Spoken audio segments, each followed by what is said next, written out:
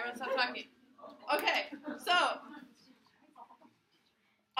there's 2 tiers of LIT this year, which is like the new CIT sort of thing.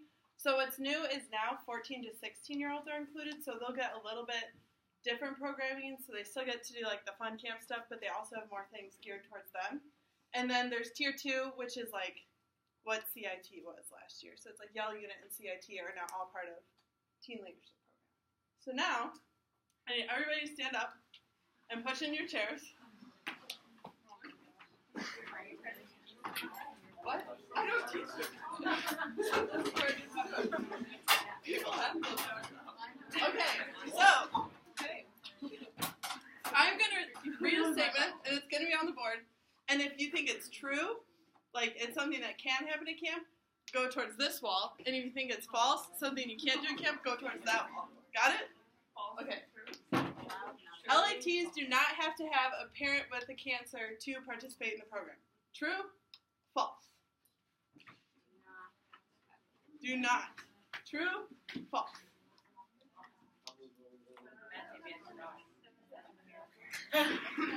It's false. So even though they're like leaders and they're counselors in training, they still need to have a parent with cancer. They're still campers. LITs are still considered campers. True? False? Wait. Oh, this is true. That's true, yeah. You're right. Good job, everybody. It's true. They're still campers. We're still in charge of keeping them safe. Okay, next one. LITs are allowed to have their phones at camp. True? False?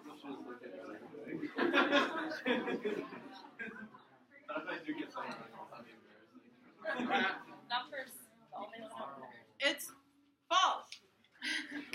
I'm so glad we all know that. So, we're going to go over that. Okay. Yeah. LITs are... Hey, Camp Castle. Hey, what?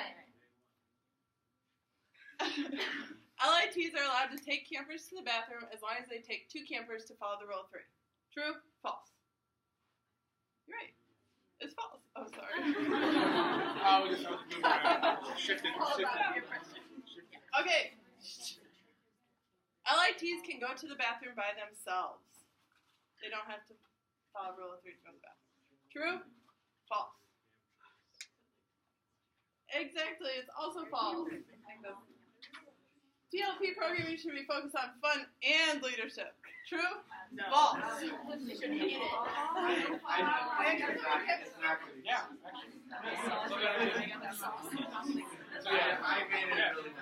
All right. If you can hear me, clap once. If you can hear me, clap twice. If you can hear me, go back to your seats. That's it. Good job, everybody.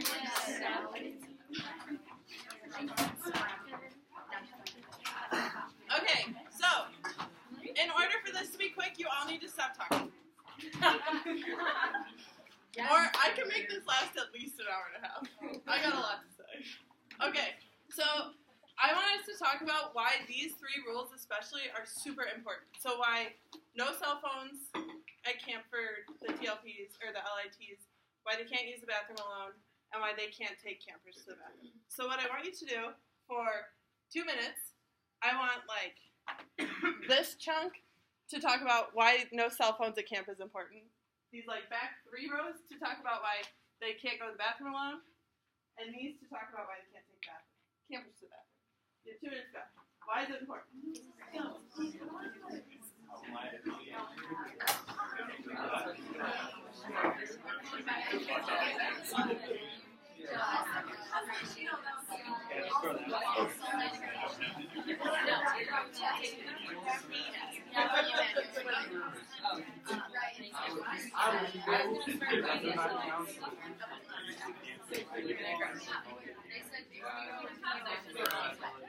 Hello. We have the phones in case of emergencies. I think they might have ordered 1 extra.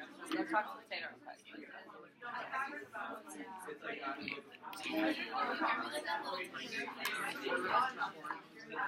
Mike.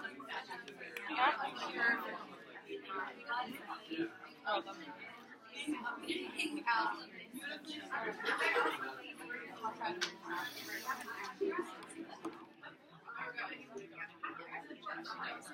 How's your food? Was it wholesome? They've been to the snow.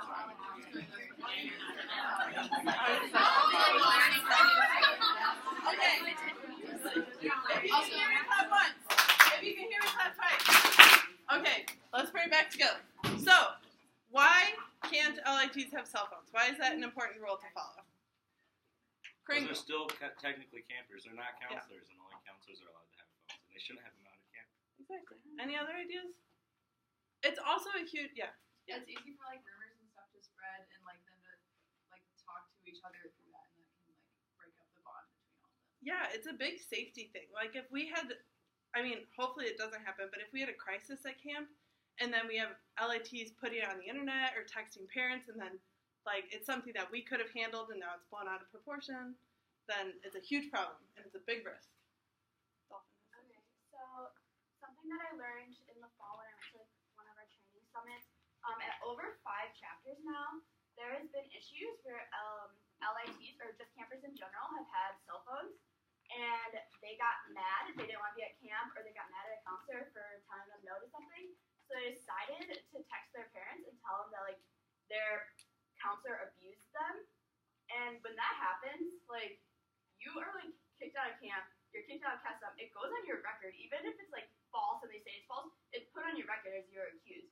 So if you ever like want to do anything with like kids or like anything, like that's on your record that you're like said that like you abused a child. So like that like has a big impact on you guys too, and like that's something that we don't need to happen at camp. So like for your own safety, for the kids' safety, for like our chapter safety, just tell them not to have their phone. Take their phone. They'll be mad at you for a minute, and then they'll get over it. Like they'll enjoy a week without phones. So yeah. It feels weird because they're like some of them are 17 and 18, but even like last year we had kids with phones, and just as a chapter we got in big trouble for it. Like we lost, like the way our chapter scored, we lost a lot of points for it. So it's not like a wink wink nudge nudge like CITs don't have phones. They don't. Take them away. Be the buzzkill. That's your job. We might do something at check-in where we have them put them in a bag or give them to their parents, because like it's a big thing. Like you can't have phones at camp. Like you don't even have signal there. I don't even know what you can do on your phone. So yeah. All right. Why can't LITs go to the bathroom alone? Why do they still have to follow Rule 3? Wait. Liability. It is a liability. Exactly. So like when they go to the bathroom alone, as much as you think they're just gonna go to the bathroom and come back, we are in charge of their safety that whole week. Even if they're 15, 16, 17, 18, we are in charge of making sure they come in one piece, they go home in one piece. Safe. Nothing happens. So that's our job, as weird as it might feel, getting a group of 3 people together to go take a 17-year-old to the bathroom. You have to do it. It's so important for our chapter and for the kids. And we're there for the kids. So they might not like the rule, but that's how it goes. And then, piggybacking off that, why can't they take campers to the bathroom? Yeah, they're still a camper themselves. Yeah, exactly. Do we have any questions on these 3 very important rules? And then I want to talk about how we can be positive role models for the LITs too. Like, what does it look like? What does it sound like? Because even if you aren't in the TLP unit, they're still going to see you. They're going to be shadowing. They're going to be working with the younger units. And they can still come to you for anything. You're still their counselors. So just talk with the people around you for like 2 minutes about what it'll look like and sound like to be a positive role model for them. Go. Chet.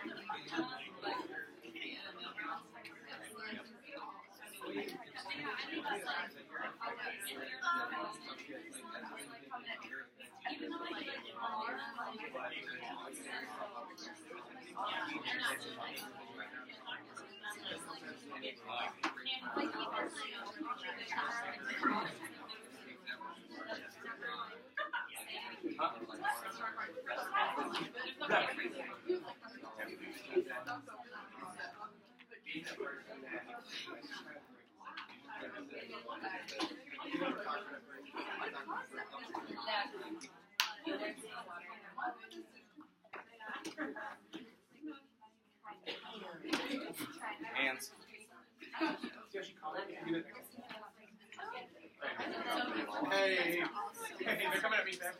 Like I wanted to take a picture. Like you guys were all like. I'm like, okay. Hey, you can hear me clap once. And you can hear me clap twice. You can hear me touch your nose. Beautiful. All right, so who would like to share? What does it look like to be a positive role model? Alive, awake, alert, enthusiastic. Exactly. If you guys think all the activities are stupid and dumb, the teenagers of all kids are going to think everything's stupid and dumb. What else does it look like? Mm-hmm. Like avoiding clicks and just being open to people. Absolutely. Clicks are a big problem. Not a big problem, but they're a problem. Especially like this year might be different going to 2 weeks, but with like our oldest campers are the ones who've been there the longest. So sometimes it can get clicky with like old and new. So yeah. Anything else? What does it look like? Don't talk about your personal life. Exactly. That is separate.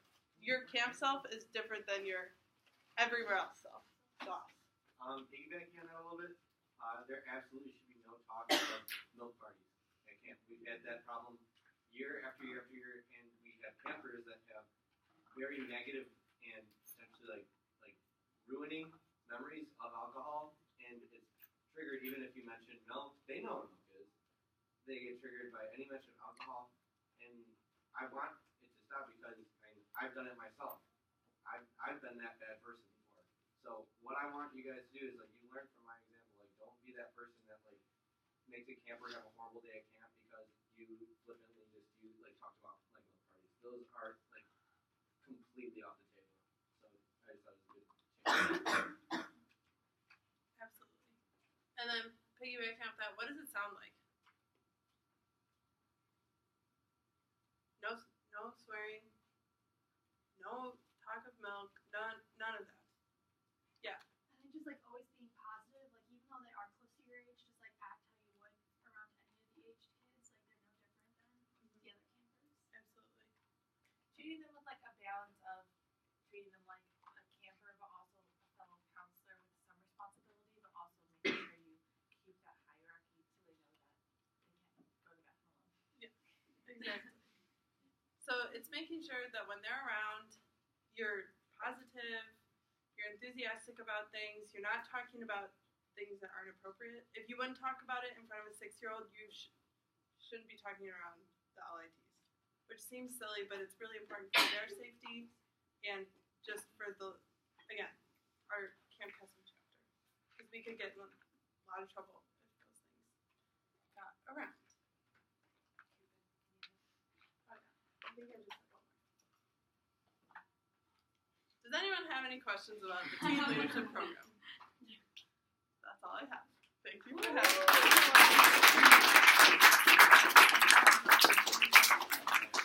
Yeah, so if the people I said I need to ask a quick question before can come see us,